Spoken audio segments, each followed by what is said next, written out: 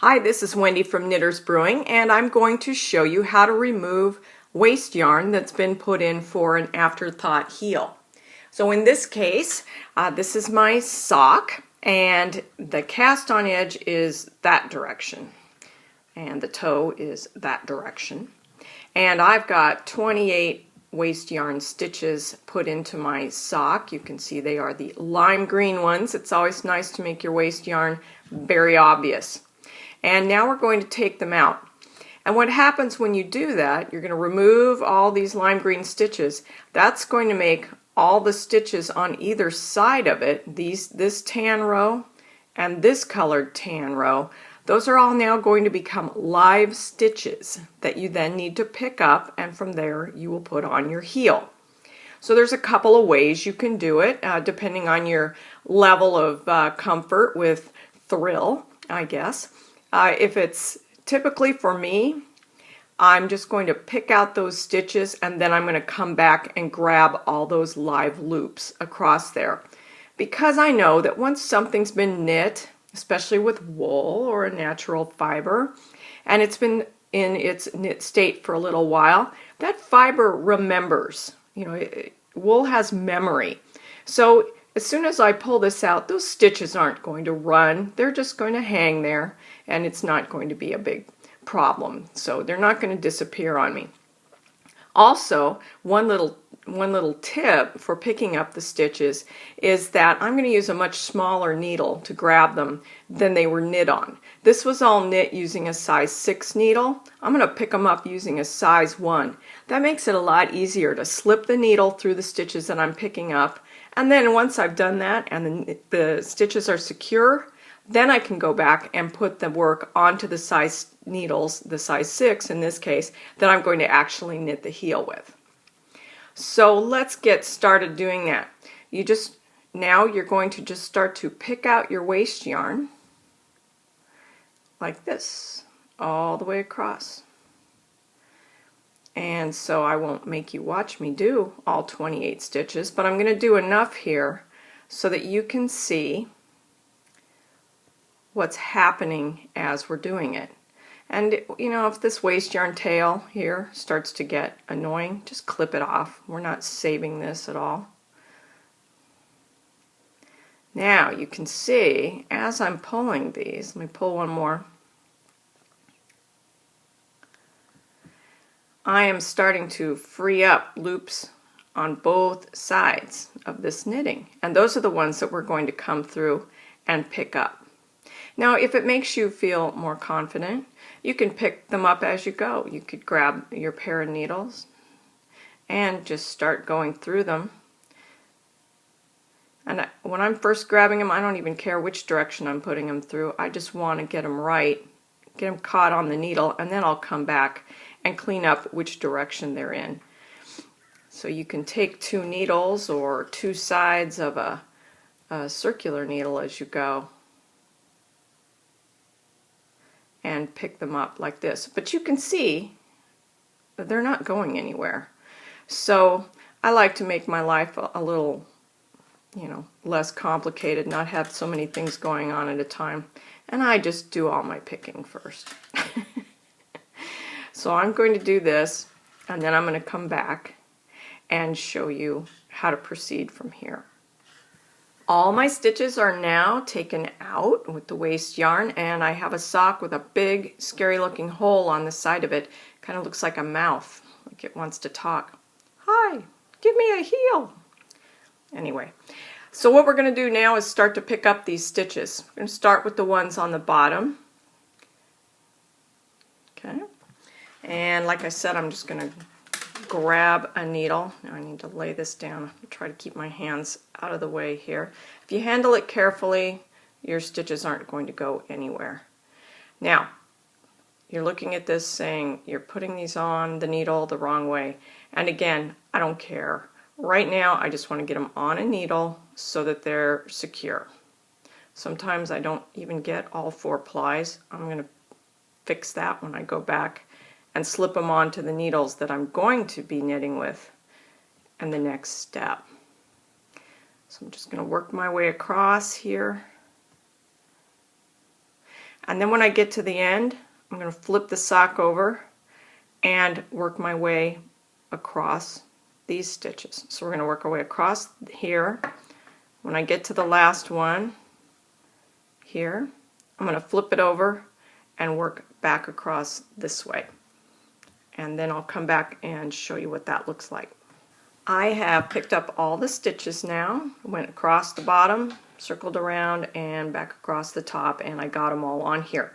Now, as I said before, they are not on the correct needle, they're on a little needle, and they're also not all seated properly. So my next little trick here is going to be to now take the size 6 needle that I'm going to do the heel knitting with and slip these stitches onto this needle, and in doing so I'm going to clean up the way that they are seated and make sure I didn't split any of them or anything like that. So we want the leading leg to be on the front of the work. And I apologize, I'm at a funny angle here, so I'm going slow. And just like that. And if I get to one that I didn't, like this one, where I didn't quite get all of the plies, we just take care of that when we slip it over too.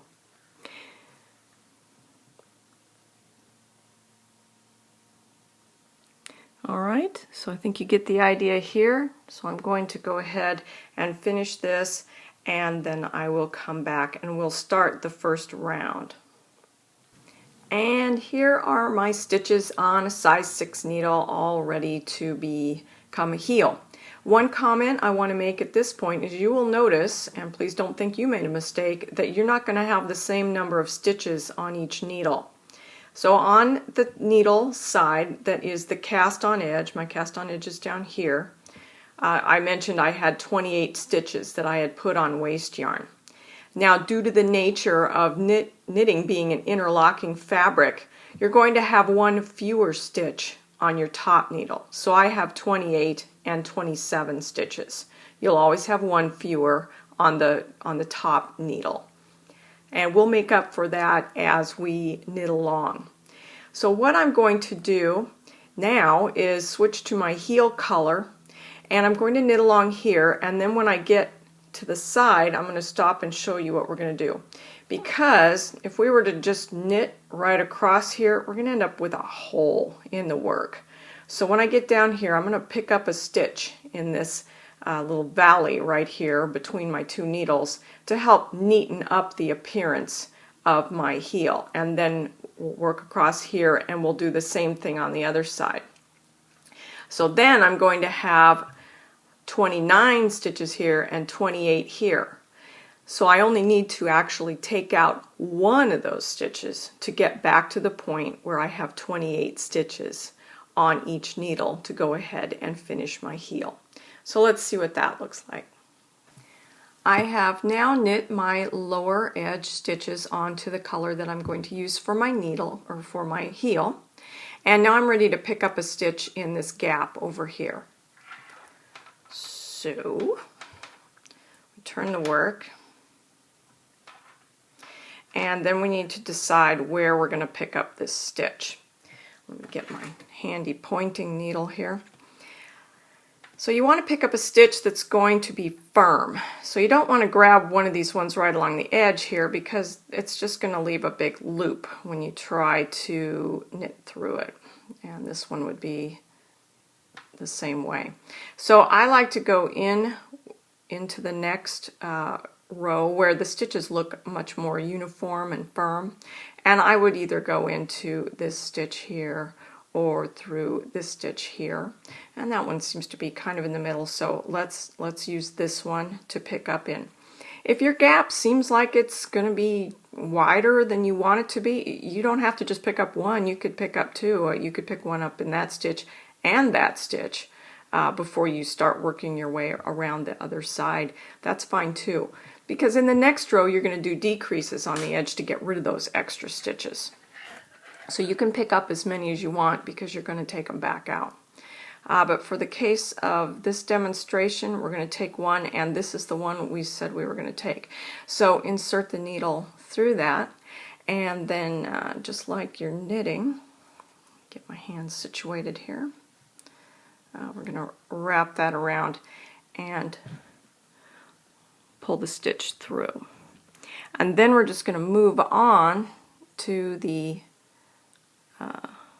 top row of stitches. And after I knit that first one, then I'm just going to tighten all this up really good so that I'm not leaving any extra gaps along there. And let me do a few more along here, and then I'll show you what that edge looked like.